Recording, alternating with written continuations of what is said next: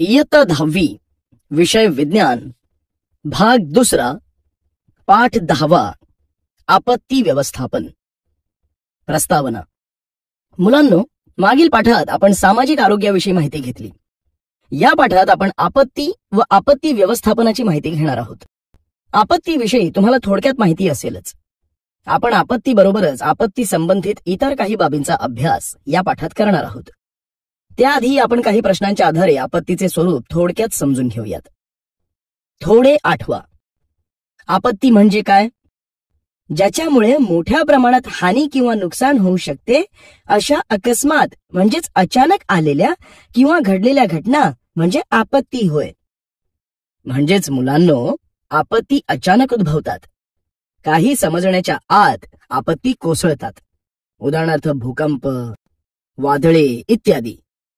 आपत्ती ही 2 प्रकारची असते, नैसर्गिक आपत्ती आणि मानव निर्मित आपत्ती. मुलांनो, तुमच्या परिसरात घडलेल्या कोणत्या आपत्ती तुम्ही अनुभवल्या आहेत? 2019च्या ऑगस्ट महिन्यात संपूर्ण पश्चिम महाराष्ट्र आणि कोकण या भागात झालेली अतिवृष्टी आणि त्यामुळे आलेला महापूर ही नैसर्गिक आपत्ती अलीकडच्या काळात अनुभवली आहे. तसेच 26 नोव्हेंबर 2008 रोजी मुंबईवर झालेला अतिरेकी हल्ला या मानवनिर्मित आपत्तीबद्दल ऐकले आहे. बरोबर. मुलांनो, या दोनही आपत्तींचे स्थानिक व सभोवतालच्या परिस्थितीवर काय परिणाम झाले आहेत?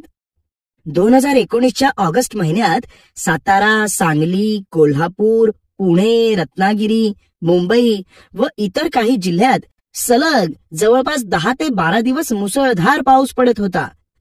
त्यामुळे या जिल्ह्यातील सर्व नद्यांना महापूर आले होते. कृष्णा, कोयना, वारणा, पंचगंगा यांसारख्या नद्या धोक्याची पातळी ओलांडून वाहत होत्या. शहरांमधून, घरांमधून पाणी भरल्यामुळे नागरिकांचे प्रचंड हाल होऊन जनजीवन विस्कळीत झाले होते. रस्त्यावर पाणी असल्यामुळे राष्ट्रीय महामार्ग क्रमांक 4 वाहतुकीसाठी बंद करण्यात आला होता. पुराच्या पाण्याने अनेक गुरे दगावली. तसेच रस्त्यावर मोठाले वृक्ष उन्मळून पडल्याने अपघातही झाले. शाळा, कॉलेजांना शासनाने सुट्ट्या जाहीर केल्या. 2008 सालच्या अतिरेकी हल्ल्यात निरपराधी नागरिक मारले गेले. तसेच अशोक कामटे, हेमंत करकरे यांसारखे पोलीस विभागातील शूरवीर मृत्युमुखी पडले. मुंबईची शान समजल्या जाणाऱ्या ताज सारख्या हॉटेलचं प्रचंड नुकसान झालं. अगदी बरोबर सांगितलं तुम्ही. आपत्ती, डिझास्टर. आपत्ती म्हणजे काय? तर पर्यावरणात अनेक वेळा काही भयंकर व धोकादायक घटना घडतात. त्यांना आपत्ती असे म्हणतात. उदाहरणार्थ नद्यांना येणारे महापूर, खूप पाऊस पडल्याने येणारा ओला दुष्काळ किंवा अजिबातच पाऊस न पडल्याने येणारा कोरडा दुष्काळ, वादळे, भूकंप, ज्वालामुखीचे उद्रेक यांसारख्या काही नैसर्गिक आपत्ती असतात. या सर्व नैसर्गिक आपत्तींमुळे मानवावर अचानक संकटे ओढवली जातात. दैनंदिन जनजीवन विस्कळीत होते.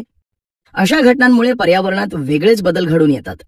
अशा हानी पोचविणाऱ्या व विध्वंस घडवून आणणाऱ्या घटनांमुळे पर्यावरणाला मोठ्या प्रमाणात नुकसान पोहोचते. उदाहरणार्थ भूकंप झाल्यास घरे, इमारती, दुकाने यांची पडझड होते. रस्ते खचतात, झाडे उन्मळून पडतात, नद्यांचे प्रवाह बदलतात. अशा मानवाला व निसर्गाला हानी पोचविणाऱ्या अनेक घटना घडतात. मुलांनो, आपल्याला माहित आहेच की मानव आपल्या प्रगतीसाठी किंवा आपल्या गरजा भागविण्यासाठी पर्यावरणातील साधन संपत्तींचा उपयोग करत असतो. पाणी, वनस्पती, खनिजे, मृदा, जमीन यांसारख्या नैसर्गिक घटकांचा वापर मानव आपल्या विकासासाठी करत असताना देखील पर्यावरणाला फार मोठ्या प्रमाणात हानी पोहोचते. त्यातून अचानक व मानवाच्या नकळत काही आपत्ती ओढावतात. अशा आपत्तींना मानव निर्मित आपत्ती असे म्हणतात. उदाहरणार्थ, मानवाने खनिज तेलांचा वापर वाहनांमध्ये मोठ्या प्रमाणात केला. वाहनातून बाहेर पडणाऱ्या धुरामुळे हवा प्रदूषित होते. त्याचबरोबर आधुनिक काळात आम्ल पर्जन्य म्हणजे काळा पाऊस पडणे ही सुद्धा एक मानव निर्मित आपत्ती निर्माण झाली आहे. मुलांनो, आता आपण संयुक्त राष्ट्र संघाने म्हणजेच UNOने केलेली आपत्तीची व्याख्या पाहू. आपत्ती म्हणजे अशी घटना की ज्यामुळे अगदी आकस्मिकपणे प्रचंड जीवितहानी व अन्य प्रकारची हानी संभवते. अशी व्याख्या युनोने केली आहे. या व्याख्येतील आकस्मिकपणे व प्रचंड हे 2 शब्द महत्वाचे आहेत. आपत्ती ही आकस्मिकपणे येते, म्हणजेच अचानक येते. त्यामुळे तिचा अंदाज येऊ शकत नाही. त्यामुळे सावधगिरी बाळगता येत नाही. तसेच त्यावर उपाययोजना करता येत नाहीत.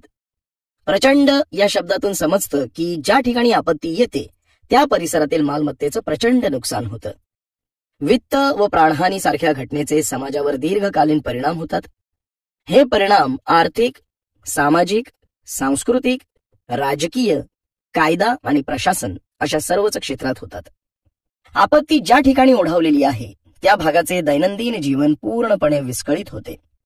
आपत्तीत सापडलेल्या आपदग्रस्तांची जैविक, आर्थिक तसेच अन्य प्रकारची हानी होते.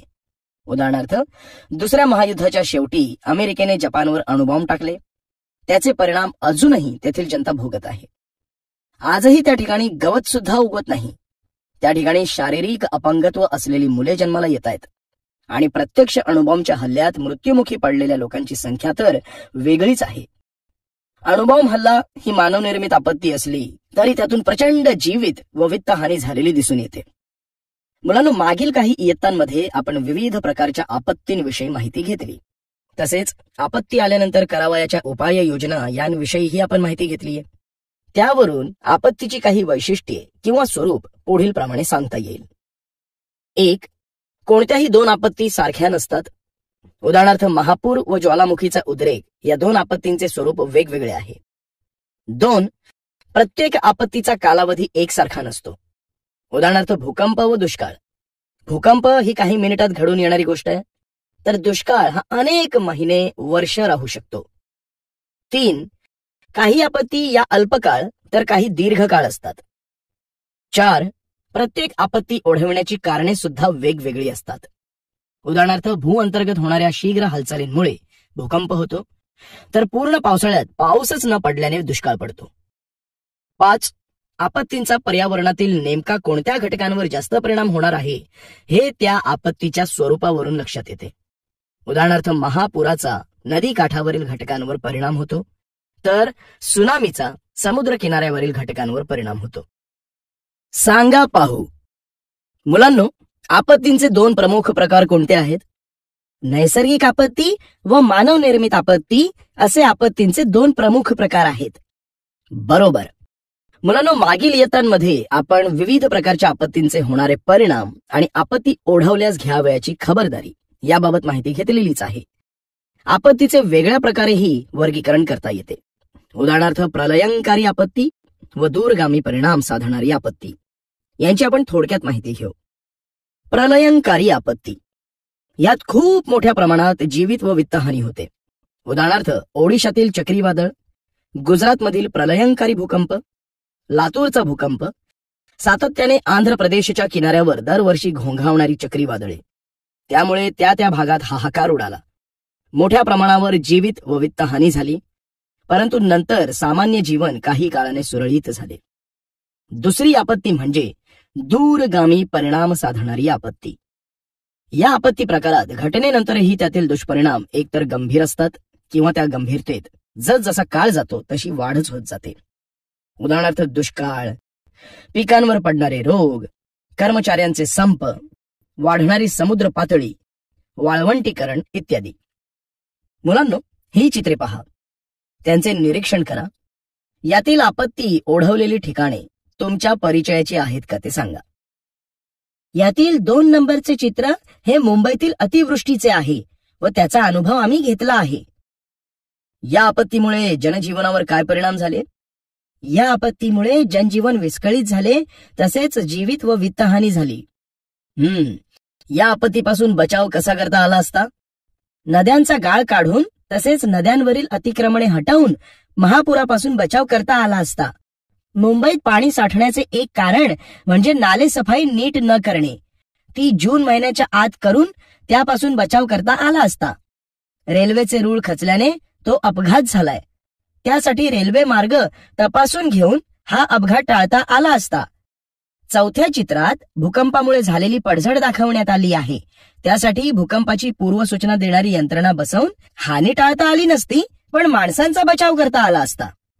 अगदी बरोबर. तर मुलांनो, या आपत्तींचे विविध निकषांच्या आधारे वर्गीकरण पुढील प्रमाणे करता येईल.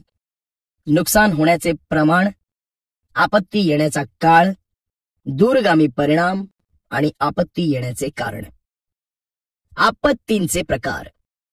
आपत्तींचे प्रमुख 3 प्रकार व त्यांचे उपप्रकार या तक्त्याच्या सहाय्याने दाखविले आहेत. या तक्त्यावरून आपत्तीचे विविध प्रकार लक्षात येतील.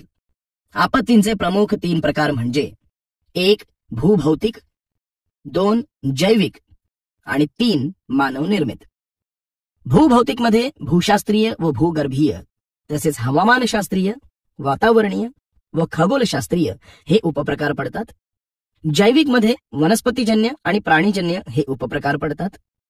तर मानवनिर्मित मध्ये अनाकलनीय व हेतुपुरस्सर असे प्रकार पडतात. थोडे आठवा. मुलांनो, तुम्ही आपत्तींची माहिती मागील इयत्तांमध्ये घेतली आहे. तर आता माझ्या प्रश्नांची उत्तरे द्या पाहू. पुरांचे विध्वंसक परिणाम कोणते? पुरांचे विध्वंसक परिणाम 2019 मध्ये कोल्हापूर, सांगली या जिल्ह्यात झालेल्या पुरामुळे समजतात. पुराच्या पाण्यामुळे झाडे कोसळतात, घरे कोसळतात, घरात पाणी भरल्याने खूप नुकसान होते, शेतात व इतर सखल भागात पाणी भरते, पिके कुजतात किंवा वाहून जातात, रेल्वे मार्गाचे नुकसान होते, जनावरे व गुरेढोरे पाण्याखाली गेल्याने मरतात, त्यामुळे कुजण्याची प्रक्रिया होऊन रोगराईच्या साथी पसरतात, पूल वाहून जातात, रेल्वे मार्गाचे खूप नुकसान होते. बरोबर. कोरडा दुष्काळ पडल्यास काय परिणाम होतात? कोरडा दुष्काळ पाऊस न पडल्याने ओढावतो, त्यामुळे पाण्याची कमतरता निर्माण होते, पिके करपून जातात, तीव्र अन्न टंचाई होते आणि गुरेढोरे चाऱ्याअभावी व पाण्याअभावी तडफडतात. छान. भूकंपाचे विध्वंसक परिणाम कोणते? भूकंपामुळे घरे पडतात, पूल, इमारती जमीनदोस्त होतात, रस्ते खचतात, उखडतात, दळणवळणाच्या सोयी नाहीशा होतात, वीज पुरवठा खंडित होतो, मोठ्या प्रमाणात जीवितहानी व वित्तहानी होते, नद्यांचे प्रवाह बदलतात, भूरचनेत बदल झाल्याने विहिरींचे पाणी आटते, तर काही कोरड्या पडलेल्या विहिरींना पुन्हा पाणी लागते. बरोबर. वणवा म्हणजे काय? त्यांचा पर्यावरणावर काय परिणाम होतो? वणवा म्हणजे जंगलातील सुक्या झाडांना, झुडपांना किंवा गवताला लागणारी भीषण आग होय. वणव्यामुळे तेथील झाडांची राख होते, बरेच प्राणी आगीत मरतात आणि जैवविविधतेची मोठ्या प्रमाणात हानी होते. धुराचे लोट येऊन हवा प्रदूषित होते. अगदी बरोबर उत्तर दिलीत तुम्ही. आपत्तींचे परिणाम. Effects of disaster. मुलांनो, नद्यांच्या पुरांमध्ये रहदारीचे पूल वाहून जाणे, नदीकाठच्या गावांमध्ये पाणी शिरणे, अन्नाचा तुटवडा निर्माण होणे अशा समस्या निर्माण होतात. पाणी प्रदूषित झाल्याने पिण्याच्या पाण्याची टंचाई निर्माण होते. तर भूकंप आल्यानंतर घरे, इमारती, दुकाने यांची पडझड होणे, जमिनीला भेगा पडणे असे काही गंभीर परिणाम दिसून येतात. जंगलात लागणारा वणवा, दुष्काळ या आपत्ती सुद्धा पर्यावरणावर गंभीर परिणाम करीत असतात. अशा आपत्तींमुळे जैवविविधता धोक्यात येते. परंतु या आपत्ती नेमक्या कशा स्वरूपाच्या असतात? त्या येण्यापूर्वी निसर्गात काही बदल घडून येतात का? आपत्ती ओढवल्यानंतर त्यांचे परिणाम किती काळ टिकतात? ते कसे असतात? या सर्वांचा विचार होणे गरजेचे असते. यामुळे आपल्याला आपत्तीच्या स्वरूपाची आणि व्याप्तीची कल्पना येते. देशाच्या अर्थव्यवस्थेवर होणारे आपत्तींचे परिणाम. मुलांनो, आपल्याला माहिती आहे की कोणत्याही आपत्तीत सार्वजनिक मालमत्तेचे मोठ्या प्रमाणात नुकसान होत असते आणि ते झालेले नुकसान भरून काढण्याची जबाबदारी शासनाची असते. त्यामुळे आपत्तीचा देशाच्या अर्थव्यवस्थेवर परिणाम होत असतो. हा परिणाम आपत्ती व अर्थव्यवस्थेच्या सापेक्ष असतो. म्हणजेच बंदर उद्ध्वस्त झाले की त्याच्या पुन्हा उभारणीवर बराच पैसा खर्च करावा लागतो. त्यामुळे त्याचा अर्थव्यवस्थेवर खूप वर्षांसाठी परिणाम होतो. आपत्तीचा सामाजिक नेतृत्वावरील परिणाम म्हणजे एखाद्या आपत्तीत जर स्थानिक नेतृत्व प्रभावी नसेल तर तेथील नागरिक दिशाहीन बनतात. कारण अशा वेळी लोक प्रशासकीय मदतीवर अवलंबून असतात. ही प्रशासकीय मदत स्थानिक नेतृत्वाच्या प्रभावाने किंवा मदतीने मिळत असते. त्यामुळे याचा परिणाम त्यांच्या कार्यातील सहभागावर होतो. आपत्ती काळात प्रशासकीय अडचणी उद्भवतात. उदाहरणार्थ, निधी लवकर मंजूर न होणे, शासकीय मदत पथक सुसज्ज नसणे इत्यादी. आपत्ती काळात स्थानिक स्वराज्य संस्थांना झळ पोहोचल्यास म्हणजे त्यांची कार्यालये व इतर शासकीय वास्तूंचे नुकसान झाल्यास त्या अनुषंगाने असणारे इतर विभागही आपत्तीस समक्षपणे तोंड देऊ शकत नाहीत. त्याच्याशी संबंधित सर्व विभागांना या आपत्तींचा फटका बसतो व त्यामुळे तेथील सर्व शासकीय व्यवस्था कोलमडून पडते. अशा प्रकारे आपत्तीचे काही प्रत्यक्ष परिणाम देशाच्या अर्थव्यवस्थेवर होतात. विचार करा. मुलांनो, अशी कल्पना करा, शाळेमध्ये अथवा क्रीडांगणावर खेळत असताना अपघातासारखी एखादी आपत्ती ओढावली तर तिचे तुमच्यावर व सभोवतालच्या वातावरणावर काय परिणाम होतील? सर, शाळेत अथवा क्रीडांगणावर अपघात झाल्यावर आधी भीती वाटेल, घाबरल्यासारखे होईल. पण शिक्षकांच्या मदतीने शाळेतील प्रथमोपचार पेटी घेऊन अपघातग्रस्त विद्यार्थी मित्रावर उपचार करण्याचा प्रयत्न करू. जर अपघातग्रस्त विद्यार्थ्यांना फार मोठ्या प्रमाणात इजा झाली असेल तर वैद्यकीय मदतीची सोय करू. मैदानावर अपघात झाल्यास संपूर्ण शाळेतील मुले त्या ठिकाणी जमा होतात. अशा वेळी मुलांना आपल्याला वर्गात जाण्यासाठी व मदत कार्यात अडथळा न आणण्यासाठी विनंती करू. मोठी आपत्ती आल्यास गोंधळून न जाता योग्य ते नियोजन करू. बरोबर, खूप छान. तक्ता तयार करू. मुलांनो, या चित्रात आपत्ती ओढवल्यावर निर्माण होणाऱ्या विविध प्रकारच्या समस्या दिल्या आहेत. त्यातील सामाजिक व राजकीय समस्यांबद्दलची माहिती तुम्ही सांगा. सामाजिक: घरे कोसळल्यामुळे लोक बेघर होतील. त्यांची पिढ्यानपिढ्या असलेली मालमत्ता नष्ट झाल्यामुळे अन्न, पाणी, वस्त्र आणि निवारा यांची त्यांना गरज भासेल. पाणी दूषित झाल्याने किंवा पाण्याचे स्रोत आटल्यामुळे त्यांना तात्पुरते स्थलांतर करावे लागेल. त्यांचे पुनर्वसन होण्यास बराच काळ लागेल. राजकीय: योग्य व कणखर नेतृत्व असेल तर पीडितांना लगेचच मदत मिळेल. शासकीय नुकसान भरपाई वा मदत वेळेत मिळेल. प्रशासनाने योग्य त्या उपाययोजना केल्या नाहीत तर जनता सत्ताधाऱ्यांविषयी नाराज होईल. बरोबर. जरा डोके चालवा. मुलांनो, जसा आपण आपत्तीचा हा तक्ता तयार केला तसाच आपण रेल्वे अपघात या आपत्तीचे परिणाम दर्शविणारा तक्ता तयार करू.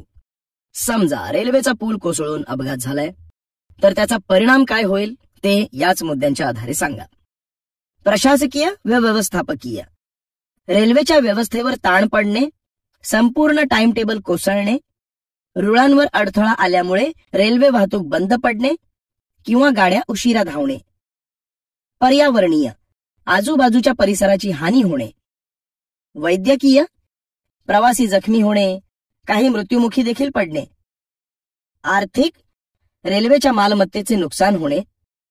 सामाजिक: वाहतूक खोळंबणे, प्रवाशांचे हाल होणे, दळणवळण व्यवस्था कोलमडल्याने प्रवासी व मालवाहतूक विस्कळीत होणे.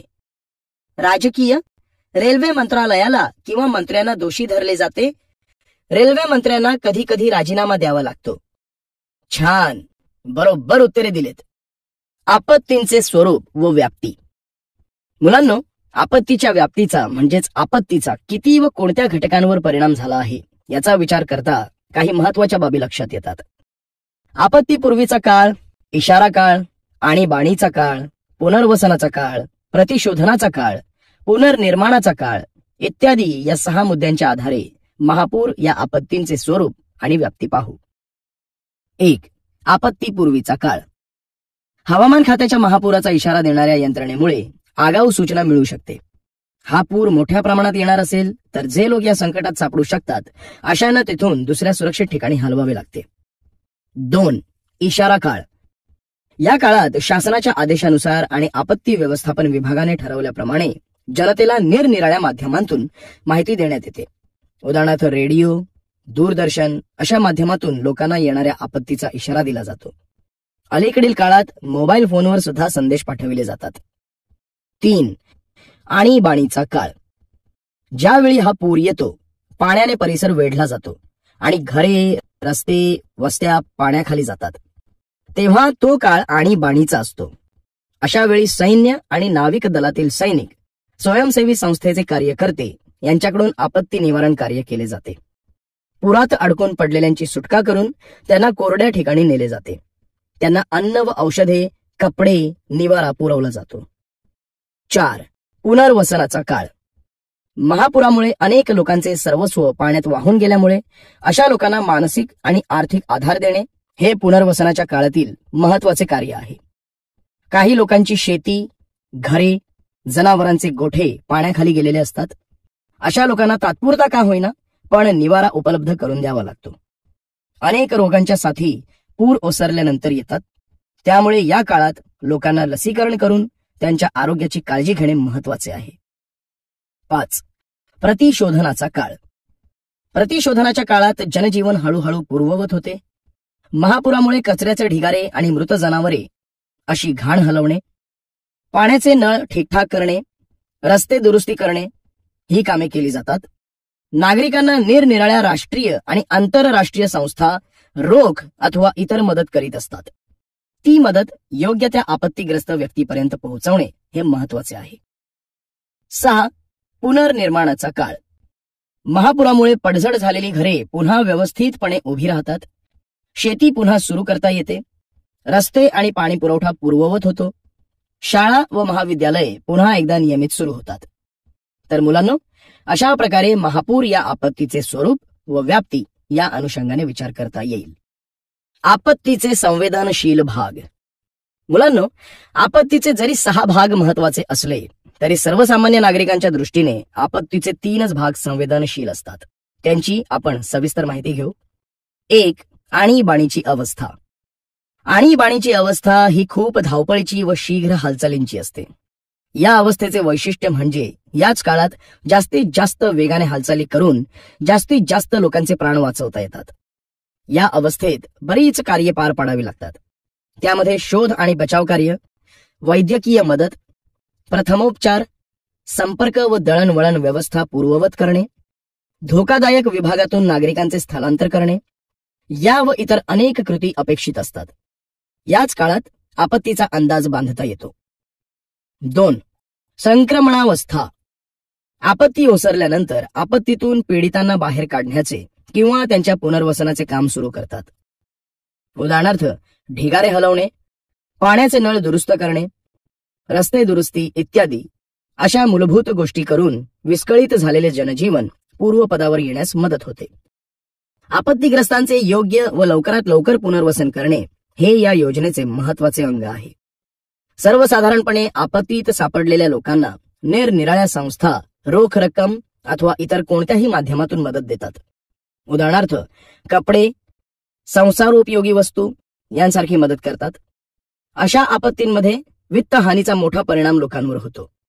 त्यामुळे त्यांच्यावरील हा आघात कमी करून मानसिक आधार देण्यासाठी त्यांना कायमस्वरूपी उद्योगधंदे अथवा इतर मिळकतीचे साधन उपलब्ध करून दिले जाते.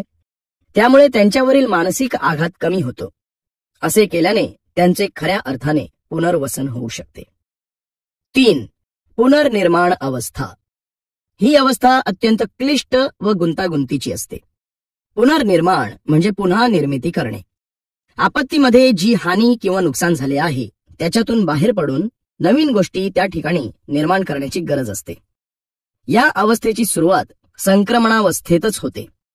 या काळात पडलेल्या इमारती, घरे, दुकाने यांची दुरुस्ती केली जाते किंवा ती नव्याने निर्माण केली जातात. तसेच रस्ते, पाणी पुरवठा व्यवस्था पूर्वीसारखी करणे इत्यादी कामे केली जातात. शेती व्यवसाय पूर्वीसारखा सुरू होतो.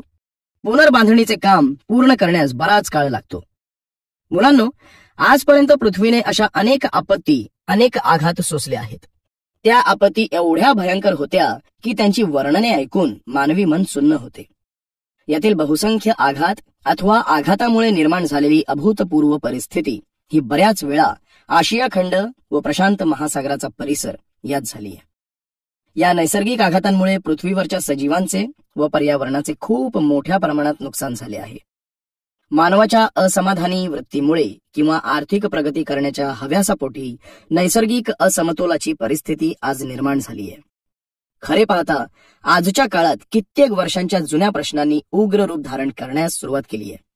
जसे की वाढत्या मानवी लोकसंख्येमुळे अनेक समस्या निर्माण होत आहेत. उदाहरणार्थ, प्रदूषण, पाणी टंचाई, लोकसंख्येच्या वाढत्या गरजा, बेरोजगारी, गुन्हेगारी या समस्यांनी आता टोकाची अवस्था प्राप्त केली आहे. त्यातून दुसऱ्या महायुद्धानंतर अशा प्रकारच्या आपत्तींमध्ये वाढच होत गेली आहे. आर्थिक विषमता, वांशिक आणि धार्मिक तेढ अशांमुळे जगभरात अशांततेचे आणि भीतीचे वातावरण निर्माण होत आहे. दहशतवाद, अपहरण, समाजातील संघर्ष यांसारख्या मानवनिर्मित आपत्ती यामुळे वाढीस लागले आहेत. ज्या देशांचा विकास झालाय अशा विकसित देशांमध्ये कित्येक घातक रसायने उत्पादित करण्यास मनाई आहे. असे घातक रासायनिक पदार्थ किंवा रसायने मानवी शरीरास व सजीव सृष्टीस अपायकारक असतात. विकसित राष्ट्रात ती उत्पादित केली जात नाहीत, मात्र त्याच विषारी अथवा मानवाच्या ऱ्हासास कारणीभूत होऊ शकतील अशा रसायनांचे उत्पादन मागास किंवा विकसनशील देशांमध्ये सर्रास केले जाते. माहित आहे का तुम्हाला? मुलांनो, तुम्हाला 2014 मध्ये घडलेली माळीण दुर्घटना माहित आहे का? 30 जुलै 2014 या दिवशी पुण्यापासून 12 किलोमीटर लांबीवर असलेले आंबेगाव तालुक्यातील माळीण हे गाव दरड कोसळल्याने मातीखाली गाडले गेले. दरड कोसळणे ही नैसर्गिक आपत्ती आहे. या पहिल्या चित्रात दरड कोसळल्यानंतरचे चित्र दिसते आहे, तर दुसऱ्या छायाचित्रात पुनर्निर्माण करण्यात आलेली शाळेची इमारत दिसते आहे. काही मानवनिर्मित आपत्त्यांमुळेही मानवी जीवन पूर्ण उद्ध्वस्त झालेले इतिहासात पाहायला मिळते. उदाहरणार्थ, चेर्नोबिल दुर्घटना हा आजवरचा जगातील सर्वात विनाशकारी अणुऊर्जा अपघात आहे. 26 एप्रिल 1986 रोजी रशियातील चेर्नोबिल अणुऊर्जा विद्युत केंद्राच्या क्रमांक 4च्या अणुभट्टीमधील एका चाचणी दरम्यान झालेल्या स्फोटामध्ये भयानक किरणोत्साराची गळती सुरू झाली. या दुर्घटनेमुळे येथील परिसर कायमचा प्रदूषित झालाय. त्यामुळे डिसेंबर 2000 सालापर्यंत 3,50,000 नागरिकांचे स्थलांतर पूर्ण करण्यात आले आहे. अशा प्रकारचा धोका मानवाला अणुभट्ट्यांपासून आहे. आजच्या काळात अनेक देश अणुशक्ती संपन्न आहेत. हे सर्व देश अणुभट्टीतून निघणाऱ्या किरणोत्साराची विशिष्ट प्रकारे योग्य काळजी घेतातच असे नाही. त्यामुळे निष्काळजीपणामुळे किरणोत्साराचा धोका वाढू लागलाय. अशी सर्व बदललेली पार्श्वभूमी असल्यामुळे आपत्कालीन व्यवस्थापनही तितकेच महत्वाचे व गरजेचे झाले आहे. देशातील नागरिकांना आणि सरकारला सर्वांनाच आपत्ती व्यवस्थापनाची खूप जास्त गरज आहे. कोणत्याही आपत्तीत नागरिकच होरपळून निघतात, म्हणून आपत्कालीन व्यवस्थापनामध्ये नागरिकांचा थेट सहभाग खूप गरजेचा असतो. तसेच आपत्ती व्यवस्थापनामध्ये स्थळ, काळ, आपत्तीनुसार बदल करणे हे विशिष्ट काळापुरते मर्यादित राहू नये अशी अपेक्षा असते. एकंदरीत आपत्ती कसलीही असो त्यावर मात करून पुढे वाटचाल करणे आवश्यक असते. यातूनच आपत्ती व्यवस्थापनाची संकल्पना निर्माण झाली आहे. आपण आता आपत्ती व्यवस्थापनाची माहिती घेऊया. आपत्ती व्यवस्थापन, डिझास्टर मॅनेजमेंट. मुलांनो, आपत्ती लहान असो व मोठी असो, थोड्या काळासाठी असो किंवा जास्त काळासाठी, त्यावर मात करणे महत्वाचे असते. त्यासाठी आपत्ती व्यवस्थापन प्रभावी व परिणामकारक असणे गरजेचे असते. आपत्ती व्यवस्थापनामध्ये लोकांचा सहभाग हा खूप महत्वाचा मुद्दा आहे. लोक सहभागाशिवाय आपत्ती व्यवस्थापन योग्य प्रकारे होऊ शकत नाही. आपत्ती व्यवस्थापन म्हणजे काय? तर आपत्ती टाळणे, आपत्तींना तोंड देण्यासाठी योजना तयार करणे व त्यासाठी क्षमता मिळवणे म्हणजे आपत्ती व्यवस्थापन होय. आपत्ती ही एक जलद प्रक्रिया म्हणजे अपघात असतात. आपत्ती अचानक येतात, त्या अनियोजित असतात. अशा आपत्ती आल्यानंतर आपण काय करावे? स्वतःचे, मालमत्तेचे, प्राण्यांचे संरक्षण कसे करावे याचे जर नियोजन अगोदरपासून केले असेल किंवा योजनाबद्ध प्रयत्न केले तर अशा आपत्तींची तीव्रता कमी करता येते. आपत्ती ओढवल्यानंतर प्रथम त्या आपत्तीमुळे होणारे नुकसान कमीत कमी कसे होईल या दृष्टीने प्रयत्न करणे गरजेचे असते.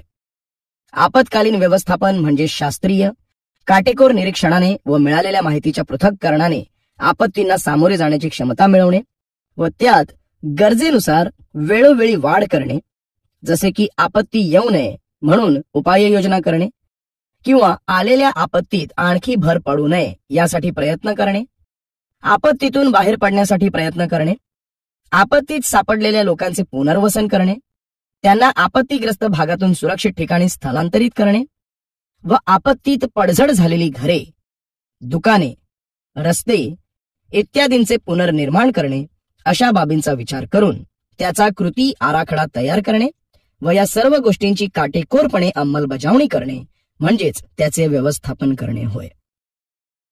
आपत्ती व्यवस्थापनाची उद्दिष्टे. मुलांनो, आता आपण आपत्ती व्यवस्थापनातून काय साध्य करायचे असते ते आपत्ती व्यवस्थापनाची उद्दिष्टे या मुद्द्याद्वारे पाहू. 1. आपत्ती म्हणजे मानवावर आलेले संकट होय. या काळात लोकांची आपत्तीतून सुटका करणे व जीवितहानी होणार नाही यासाठी प्रयत्न करणे हे पहिले उद्दिष्ट असायला हवे. 2. लोकांना आपत्ती काळात जीवनावश्यक वस्तूंचा तुटवडा भासतो. यासाठी अन्न, पाणी, वस्त्र, निवारा यांसारख्या जीवनावश्यक वस्तूंचा आपत्तीग्रस्तांना योग्य पद्धतीने पुरवठा करणे, त्यातून आपत्तीची तीव्रता दूर करणे व आपत्तीनंतर येणारे दुःख दूर करणे. 3. जीवन पूर्वस्थितीत आणणे. आपत्तीग्रस्त भागात आपत्ती येण्यापूर्वी जसा सुरळीत व व्यवस्थितपणा होता तसाच आपत्ती येऊन गेल्यानंतर निर्माण करून त्या प्रदेशातील मानवी जीवन पूर्वी होते तसे बनविणे. 4. योग्य पुनर्वसन करणे. आपत्तीबाधित लोकांचे पुनर्वसन योग्य पद्धतीने करणे. 5. संरक्षणात्मक उपाययोजना करणे. आपत्ती येऊ नये किंवा आल्यास त्याची कमीत कमी झळ त्या भागाला पोहोचेल यासाठी संरक्षणात्मक उपाय शोधून काढणे. अशा प्रकारे आपत्ती व्यवस्थापनाची उद्दिष्टे सांगता येतील. आपत्ती व्यवस्थापनाचे प्रकार. मुलांनो, आपत्ती व्यवस्थापनाचे प्रमुख 2 भाग पडतात. त्यांची माहिती आपण घेऊ. 1. आपत्तीपूर्व व्यवस्थापन. 2. आपत्तीनंतर करण्यात येणारे व्यवस्थापन. या 2 प्रकारांची आपण सविस्तर माहिती घेऊ. 1. आपत्तीपूर्व व्यवस्थापन. आपत्तीपूर्व व्यवस्थापन म्हणजे संकट येण्यापूर्वी त्याला तोंड देण्यासाठी पूर्वतयारी करणे होय. आपत्तीग्रस्त किंवा आपत्ती प्रवृत्त किंवा प्रवण अशा भूभागांची ओळख करून घेणे. प्रेडिक्टिव्ह इंटेन्सिटी मॅप्सद्वारे येणाऱ्या आपत्तीची तीव्रता जाणून घेणे आणि हजार्ड मॅप्सद्वारे आपत्ती कोणकोणत्या ठिकाणी येण्याची शक्यता आहे अशा ठिकाणांची माहिती करून घेणे. आपत्ती व्यवस्थापनासाठी विशिष्ट पद्धतीचे प्रशिक्षण देणे व घेणे. आपत्तीमध्ये सर्वात जास्त परिणाम हा सर्वसामान्य लोकांवर होत असतो.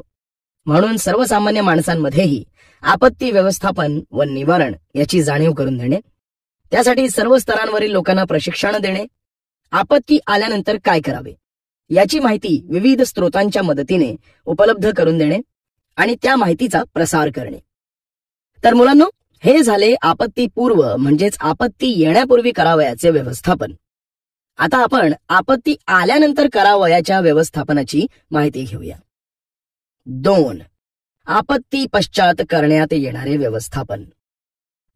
आपत्तीनंतर आपदग्रस्तांना प्राथमिक स्वरूपातील सर्व मदत करणे, त्यांच्या प्राथमिक गरजांची पूर्तता करणे, उदाहरणार्थ खाद्यपदार्थ, पाणी, वस्त्र, प्रथमोपचार यांसारख्या गरजांची पूर्तता करणे. अपघातातून वाचलेल्या त्याच प्रदेशात राहणाऱ्या स्थानिक रहिवाशांद्वारे मदत उभारण्यासाठी प्राधान्य देणे व प्रयत्न करणे. आपत्तीनंतर त्या प्रदेशातील जनजीवन विस्कळीत झालेले असते, परिस्थिती नियंत्रणाबाहेर गेलेली असते, आलेली मदत गरजू व्यक्तींपर्यंत पोहोचत नाही. यासाठी आपत्तीनंतर थोडाही वेळ न घालविता एक नियंत्रण कक्ष निर्माण करणे गरजेचे असते. वेगवेगळ्या प्रकारच्या आपत्तींसाठी वेगवेगळ्या प्रकारच्या नियंत्रण केंद्राची उभारणी करावी लागते. नियंत्रण केंद्रामार्फत येणाऱ्या मदतीचे वर्गीकरण करणे, उदाहरणार्थ खाद्यान्न, वस्त्रे, संसारोपयोगी वस्तू, प्रथमोपचाराचे साहित्य अशा विविध गटात विभागणी करून ती मदत गरजू लोकांपर्यंत पोहोचवण्याचे काम व व्यवस्था करून मदतीच्या कामाचा सलग व सतत आढावा घेत राहणे. आपत्ती दूर करण्यासाठी किंवा तिची तीव्रता कमी करण्यासाठी 24 तास कार्यक्षम व कार्यरत राहणे.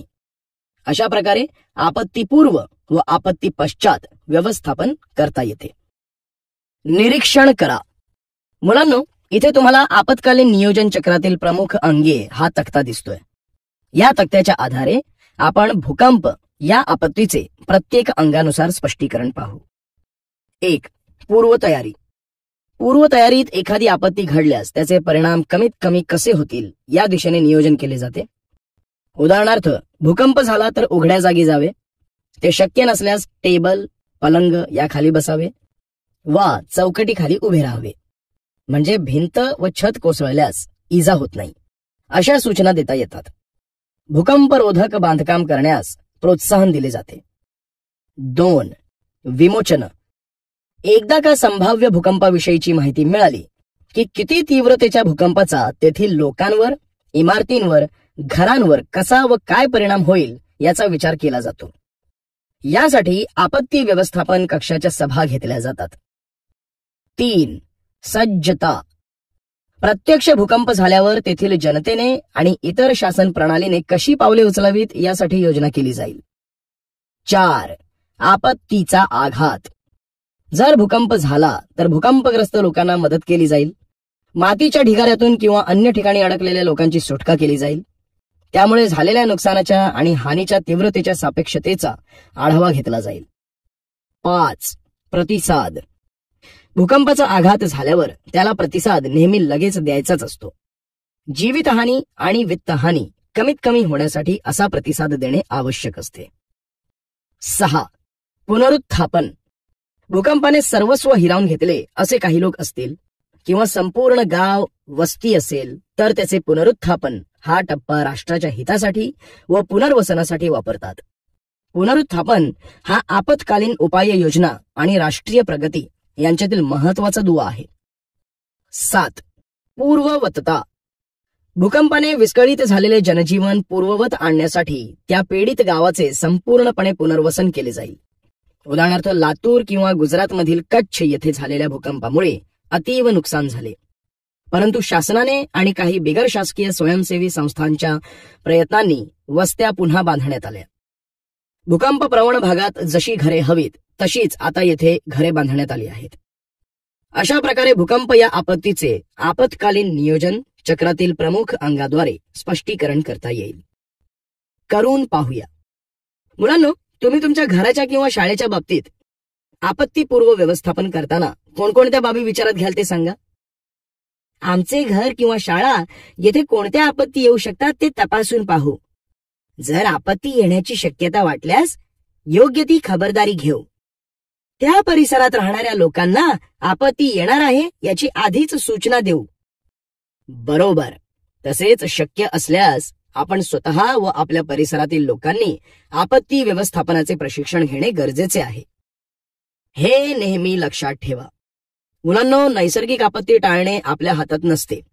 उदाहरणार्थ महापूर, भूकंप, ज्वालामुखींचे उद्रेक यांसारख्या आपत्ती टाळणे अशक्य असते, परंतु त्यामुळे होणारे नुकसान व त्या नुकसानाचे प्रमाण कमी करता येऊ शकते. नैसर्गिक आपत्ती टाळता येत नसली तरी मानवनिर्मित आपत्ती टाळता येणे शक्य आहे. उदाहरणार्थ महायुद्ध, अणुस्फोट, वायुगळती यांसारख्या मानवनिर्मित आपत्ती टाळता येणे शक्य आहे. आपत्ती कोणत्याही प्रकारची असो, त्या काळात एकमेकांना मदत व सहकार्य करणे ही आपल्या सर्वांची नैतिक जबाबदारी असते. आपत्ती व्यवस्थापन प्राधिकरण संरचना. आपत्ती व्यवस्थापनासंदर्भात शासकीय पातळीवर प्राधिकरणाची रचना केलेली आहे. आपल्या देशात आपत्ती व्यवस्थापन कायदा 2005 मध्ये संमत केला आहे. राष्ट्रीय स्तरापासून ते गाव पातळीपर्यंत आपत्ती व्यवस्थापना अंतर्गत नियंत्रण व निवारणाचे कार्य कसे चालते ते समोरच्या तक्त्यावरून लक्षात येईल. राष्ट्रीय, राज्य, जिल्हा व तालुका आपत्ती व्यवस्थापन प्राधिकरणाचे अध्यक्ष अनुक्रमे पंतप्रधान, मुख्यमंत्री, जिल्हाधिकारी, तहसीलदार हे असतात. गाव पातळीवर ही जबाबदारी सरपंच निभावतात. यांना अनेक प्रकारच्या संस्था व सामान्य जनता मदत करीत असतात. जिल्हा आपत्ती व्यवस्थापन प्राधिकरण. जिल्ह्याचे जिल्हाधिकारी म्हणजेच कलेक्टर त्या जिल्हा आपत्ती व्यवस्थापन प्राधिकरणाचे समन्वयक असतात. जिल्हास्तरीय आपत्ती व्यवस्थापनासाठी आपत्ती निवारण योजना जिल्हाधिकाऱ्याकडून पूर्ण होतात. जिल्हा प्राधिकरणाची कार्ये: 1. आपल्या हाताखालील शासकीय प्रणालीला आपत्ती निवारणासाठी योग्य व समर्पक सूचना देणे. 2. अंमलबजावणी करणे. 3. अंमलबजावणीचा व त्यामधून मिळणाऱ्या माहितीचा सतत आढावा घेणे. 4. परिस्थितीवर नियंत्रण ठेवणे. 5. आपत्तीत कराव्या लागणाऱ्या कामांसाठी योग्य नियोजन करणे. 6. प्रत्येक जिल्ह्याची प्रत्येक प्रकारच्या आपत्तीसाठी आनुषंगिक योजना तयार करणे आणि त्यासाठी राज्यस्तरावर मान्यता मिळवून घेणे या जबाबदाऱ्या जिल्हाधिकाऱ्यांना पार पाडाव्या लागतात. जिल्हानिहाय आपत्ती नियंत्रण कक्ष. जिल्हा आपत्ती नियंत्रण कक्षाची स्थापना जेव्हा आपत्ती आघात होतो तेव्हा केली जाते. तसेच जर एखाद्या नैसर्गिक आपत्तीची पूर्वसूचना मिळाली तरी अशा कक्षाची स्थापना केली जाते.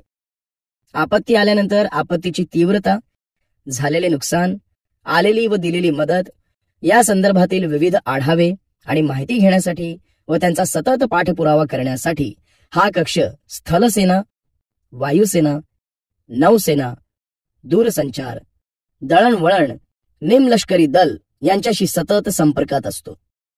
जिल्ह्यातील स्वयंसेवी संघटनांना देखील हा कक्ष एकत्र करतो.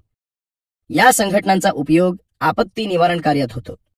त्यांच्यात समन्वय साधून कार्य पार पाडण्याची जबाबदारी नियंत्रण केंद्राची असते. प्रथमोपचार व आपत्कालीन स्थिती. मुलांनो, आतापर्यंत आपण आपत्ती व आपत्ती व्यवस्थापनाची माहिती घेतली. आता आपण आपत्तीच्या काळात असलेल्या प्रथमोपचारासंबंधीची माहिती घेणार आहोत. सांगा पाहू, प्रथमोपचार म्हणजे काय? एखाद्या आजारी किंवा जखमी व्यक्तीला आपत्कालीन परिस्थितीत विशिष्ट वैद्यकीय उपचार उपलब्ध होईपर्यंतच्या काळात दिले जाणारे प्राथमिक उपचार म्हणजे प्रथमोपचार होय. बरोबर. आपत्तीमध्ये जखमी झालेल्या आपदग्रस्तांना प्रथमोपचार कसा करावा? वैद्यकीय मदत मिळेपर्यंत जखमी व्यक्तीला आराम पडेल अशा अवस्थेत ठेवावे. कोणत्या प्रकारची इजा झाली आहे यावर त्याला द्यावा लागणारा प्रथमोपचार अवलंबून असतो. सर्वात महत्वाचे म्हणजे वेळेवर प्रथमोपचार देणे, कारण उशीर झाल्यास त्या व्यक्तीची स्थिती अधिक बिघडू शकते किंवा त्या व्यक्तीचा मृत्यू होऊ शकतो. बरोबर. प्रथमोपचार व आपत्कालीन कृती. मुलांनो, मागील इयत्तांमध्ये आपण आपत्तींमध्ये जखमी झालेल्या व्यक्तींवर कोणकोणते प्रथमोपचार करायचे असतात त्याची माहिती घेतलीय. प्रथमोपचार म्हणजे अचानक उद्भवलेल्या आपत्तींमुळे आपदग्रस्तास वैद्यकीय उपचार मिळण्यापूर्वी तात्काळ दिलेली जरुरीची उपाययोजना होय. अपघातग्रस्त व्यक्तीला आराम मिळवण्यासाठी व प्रसंगी त्याचा जीव वाचवण्यासाठी प्रथमोपचार उपयोगी पडतो. आपल्या दैनंदिन जीवनात अनेक लहान मोठ्या आपत्ती येत असतात. घरी किंवा शाळेत एखादा अपघात घडतो, चेंगराचेंगरी होणे, मारामाऱ्या व त्यातून इजा, विजेचा झटका बसणे किंवा शॉर्ट सर्किटने आग लागणे, भाजणे, उष्माघात होणे, साप चावणे, कुत्रे चावणे अशा अनेक आपत्ती येत असतात.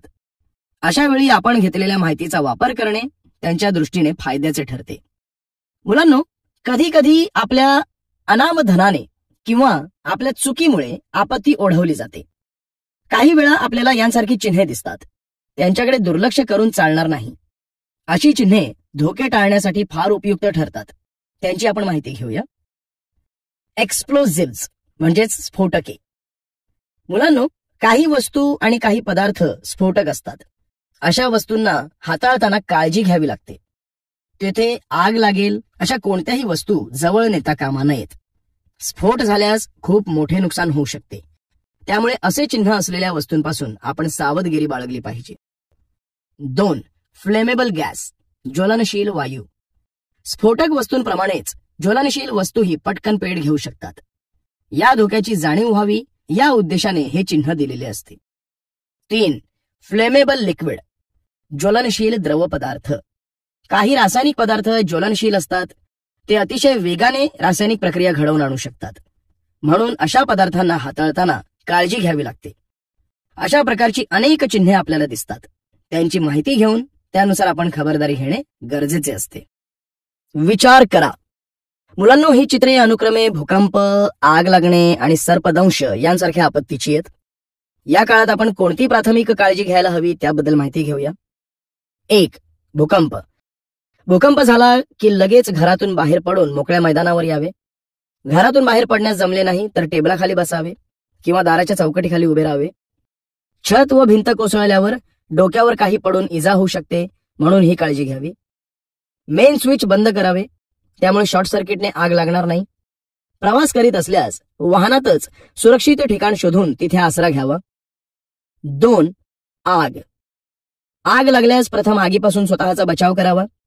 आपल्याला शक्य असल्यास दुसऱ्यांना तसेच जनावरांना बाहेर पडण्यास मदत करावी. आग विझवण्याचे प्रयत्न करावे.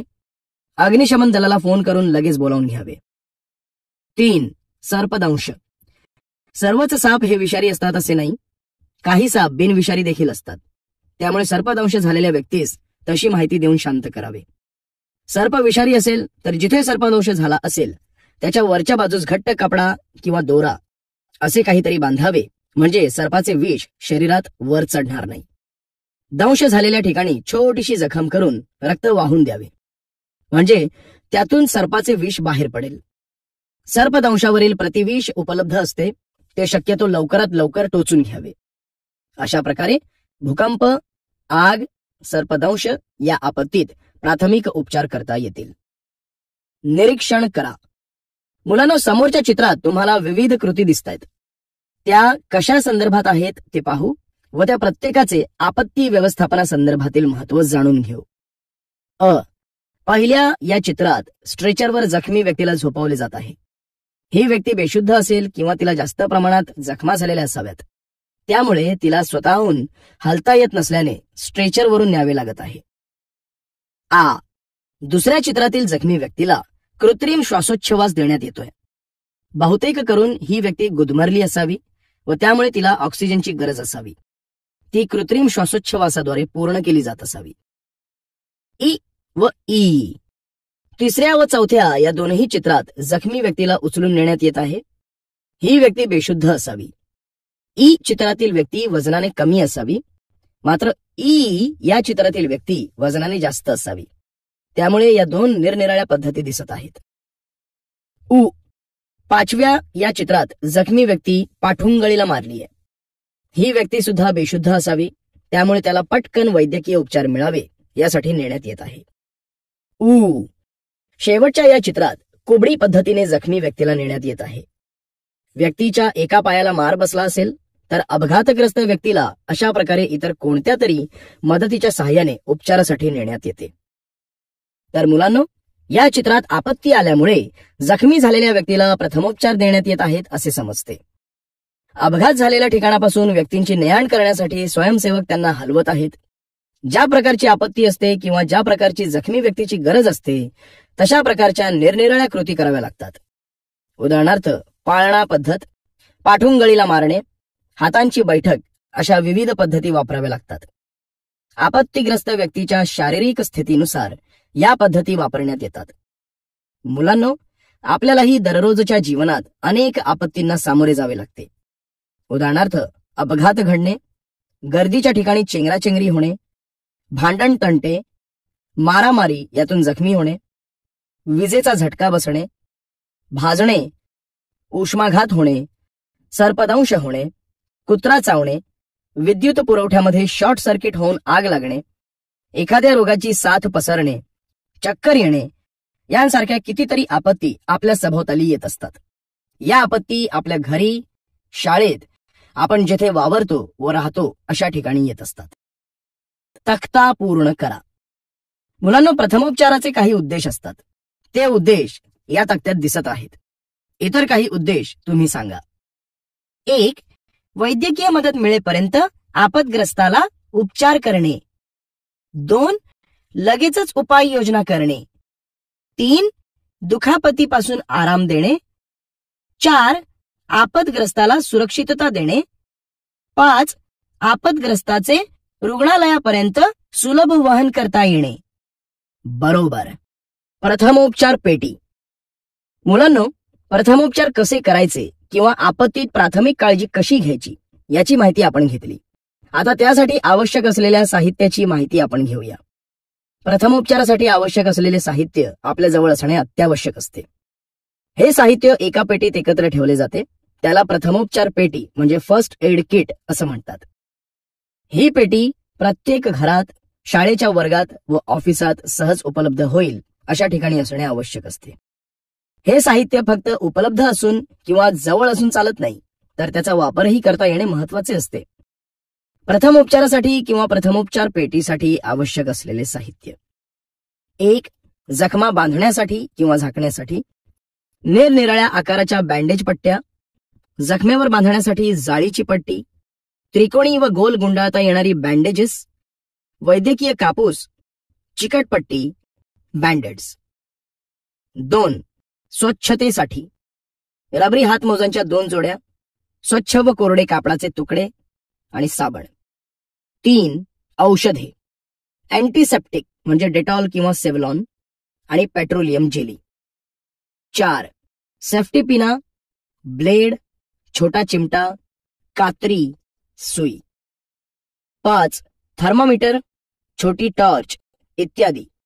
हे सर्व प्रथमोपचार पेटीसाठी आवश्यक असलेले साहित्य आहे. अभिरूप सराव म्हणजेच मॉक ड्रिल. मुलांनो, अभिरूप सराव हे आपत्कालीन परिस्थितीमध्ये तत्परतेची आणि तयारीची स्थिती कमीत कमी वेळेत मोजण्याचे एक साधन आहे.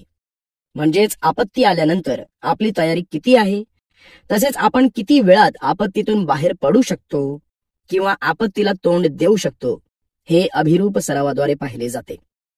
एखादी आपत्ती ओढावली आहे असा आभास निर्माण करून किंवा तसे समजून त्या पद्धतीने संचलन किंवा सर्व क्रिया केल्या जातात. त्यावेळी आपत्ती निवारणासाठी करण्यात आलेल्या नियोजनानुसार सर्व व्यक्तींना नेमून दिलेली कार्य व कृती त्या त्या व्यक्ती पार पाडत आहेत किंवा नाहीत हे तपासून पाहिले जाते. प्रत्येक व्यक्ती आपले कार्य किती वेळात व कशा प्रकारे पार पाडते ते तपासून पाहिले जाते.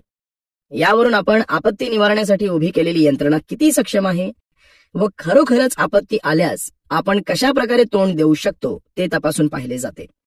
उदाहरणार्थ, अनेक देवस्थानांना दहशतवादी हल्ल्याचा धोका असतो. त्यामुळे अशा ठिकाणी अभिरूप सरावाद्वारे यंत्रणा किती सक्षम आहे ते तपासून पाहिले जाते. आग लागणे या आपत्तीवर आधारित बचाव कार्याचा अभिरूप सराव अग्निशामक दलाच्या जवानांमार्फत अनेक शाळांमधून घेतला जातो. यातून शाळेतील मुलांना आग लागल्यास कशा प्रकारे कृती करावी ते समजते. उदाहरणार्थ, आग विझवण्यासंदर्भात, एखाद्या मजल्यावर अडकून पडलेल्या व्यक्तींना बाहेर काढण्यासंदर्भात, आगीच्या प्रभावाखाली येऊन कपड्यांनी पेट घेतलेल्या व्यक्तीस कसे वाचवावे याबाबत काही महत्वाच्या कृती मुलांना दाखविण्यात येतात. पोलीस दलामार्फत व विविध स्वयंसेवी संस्थांमार्फत देखील असे उपक्रम राबवून नागरिकांना आपत्तीतून बाहेर कसे पडावे याबद्दल प्रशिक्षण किंवा माहिती कृतीतून दिली जाते. मुलांनो, आता आपण अभिरूप सरावाचे ध्येय पाहणार आहोत. यातून काय साध्य करावयाचे असते त्याची माहिती आपण घेणार आहोत. अभिरूप सरावाचे ध्येय. Aim of mock drill. 1. आपत्ती आल्यावर दिलेला प्रतिसाद कसा आणि कितपत प्रभावी असेल याचे मूल्यमापन करणे. 2. आपत्ती नियंत्रणाच्या निरनिराळ्या विभागात असणारा समन्वय सुधारणे. 3. आपत्तीच्या परिस्थितीत स्वतःची कार्यक्षमता ओळखणे. 4. आपत्तीच्या परिस्थितीत जलद प्रतिसाद देण्याची क्षमता वाढवणे. 5. आपत्ती आली असताना कराव्या लागतील अशा नियोजित कृतींची यशस्वीता तपासणे. 6. अशा वेळी येऊ शकणाऱ्या संभाव्य त्रुटी आणि धोके ओळखणे ही अभिरूप सरावाची ध्येये आहेत. हे नेहमी लक्षात ठेवा. मुलांनो, आपणही परिसरात वावरत असताना स्वतःच्या सुरक्षिततेसाठी काही महत्वाचे नियम व महत्वाच्या गोष्टी पाळल्या पाहिजेत आणि त्या गोष्टी आपण नेहमी लक्षात ठेवल्या पाहिजेत. 1. शाळेमध्ये जिने उतरताना व चढताना गर्दी न करता जावे. तसेच चढताना व उतरताना डाव्या बाजूने जावे. एका रांगेत ओळीने जिना चढावा व उतरावा. तसेच एकमेकांना न ढकलता उतरावे. 2. आपत्ती काळात उपयोगी पडणारे महत्वाचे दूरध्वनी क्रमांक लक्षात ठेवावे व त्यांचा आवश्यकतेनुसार वापर करावा. उदाहरणार्थ, पोलीस 100, अग्निशामक दल 101, आपत्ती नियंत्रण कक्ष 108, रुग्णवाहिका 102, मुलांची हेल्पलाईन 1098 इत्यादी. 3. रस्ते ओलांडताना डावी व उजवीकडे पाहून रस्ता ओलांडावा. गाडी येत नाही ना याची खात्री करून नंतरच रस्ता ओलांडावा. तसेच रहदारीचे नियम पाळावेत. 4. जी वस्तू रस्त्यात पडली असेल अशा बेवारस वस्तूंना हात लावू नये. तसेच एखाद्या गोष्टीची खरी खोटी माहिती तपासून पाहावी. विनाकारण अफवा पसरवू नयेत. अशा प्रकारे आपत्ती संदर्भातील आपली जबाबदारी ओळखून प्रत्येकाने वागले पाहिजे.